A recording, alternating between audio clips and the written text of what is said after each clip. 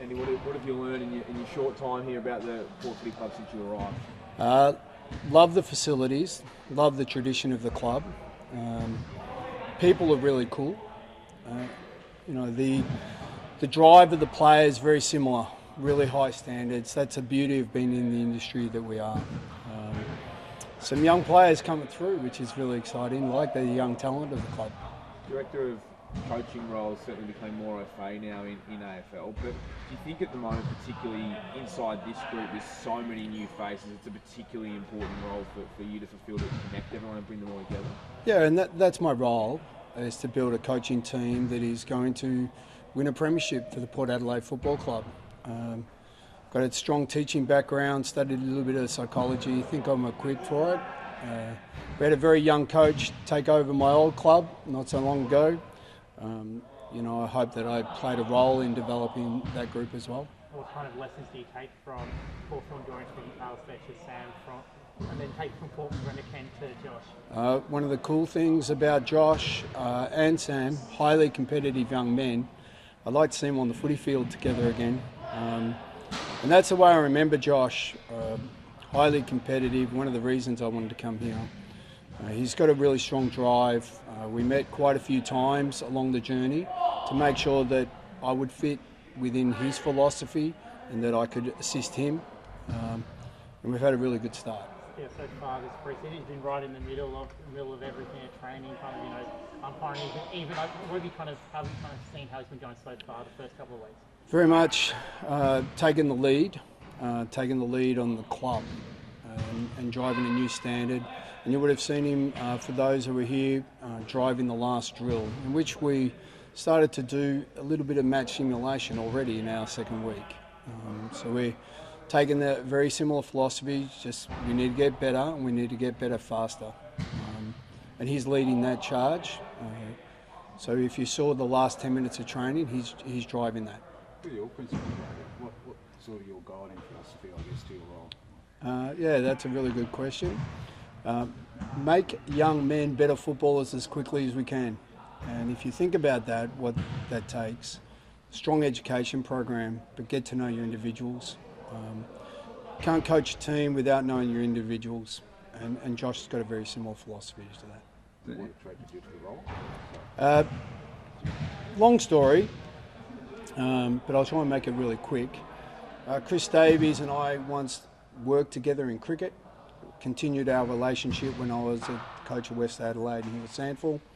Thought it was a really cool idea to get Josh and I together. And as a young coach, as an older coach, we seem to hit it off. I think we're going to work really well together.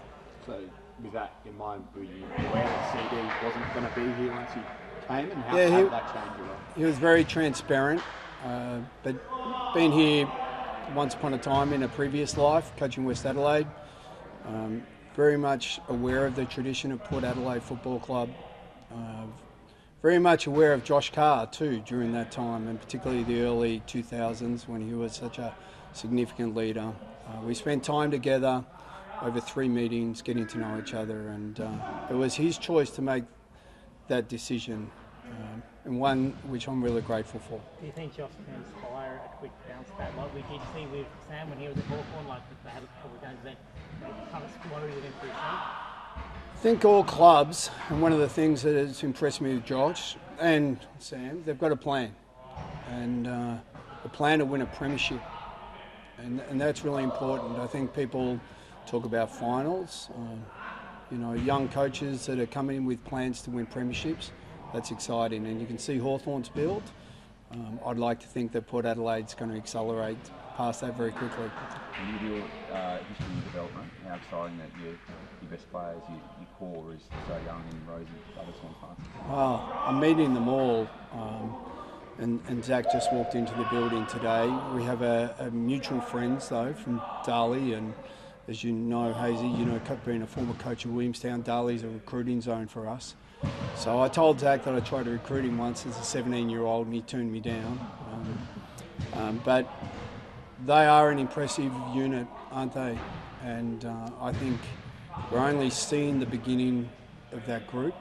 And if you think about other players joining that midfield group that are of similar age, just imagine even a Jace Burgoyne in that midfield group. Been very impressed with the young Ewan McKinlay. And then we got Will Brodie just turned up too, who was a very handy player a couple of years ago.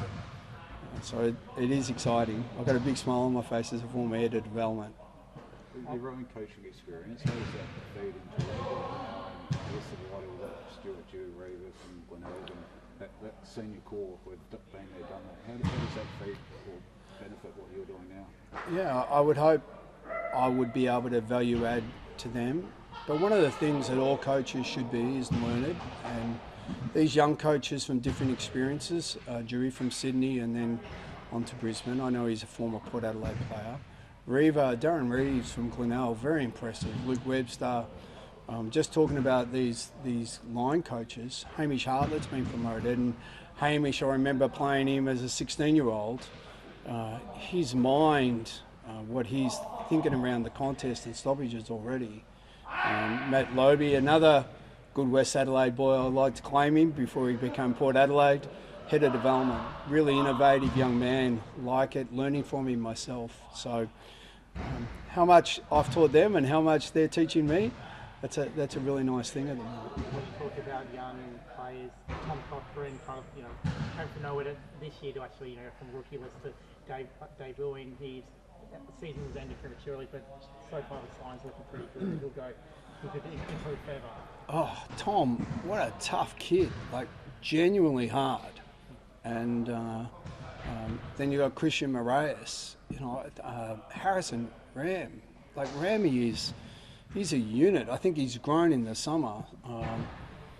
Jack Whitlock, Joey Berry, coming back to the previous question, these young men have been very impressive in the 3 weeks that I've been here.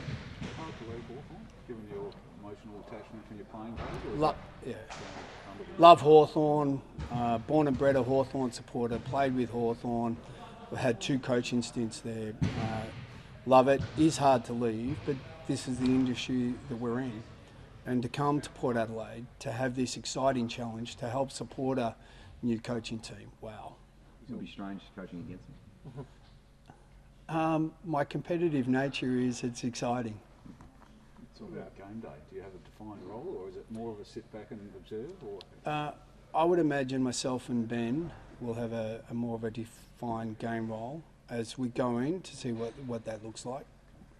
The competitiveness of Sam and Josh, what do you think it will be, or what was one of the biggest growing pains for Sam that could be something Josh might have to experience as well and that you can help him with?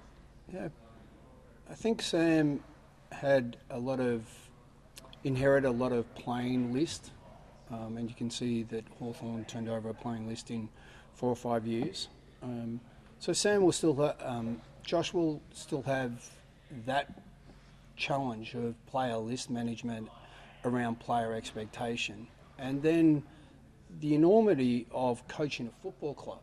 How do you prepare a young man for that role? And Sam is now 4 years going into 5 years.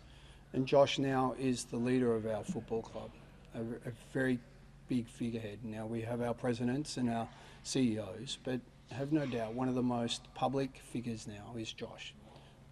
I think he's more than equipped to handle it, and if I can help guide, along with Ben and others within this building, whether it's the president or the CEO, I think he'll be very well equipped. So Zach walked back through the door today. Looks like he's been on a worldwide tour to all the USA sports and everything like that. But does he have an aura about him? Like when he walks through the door today, do all the young kids look up and go, "Oh, look who's here"? I'm not sure. I saw a young man from Darley, and we were talking about Darley and shared people that we know. I think he's a very humble young man, and that's probably what makes him such a great footballer. Everyone tells me highly competitive. I see it when I watch his videos. And what I saw walking through the door is a driven young man wanting to make a difference to a team.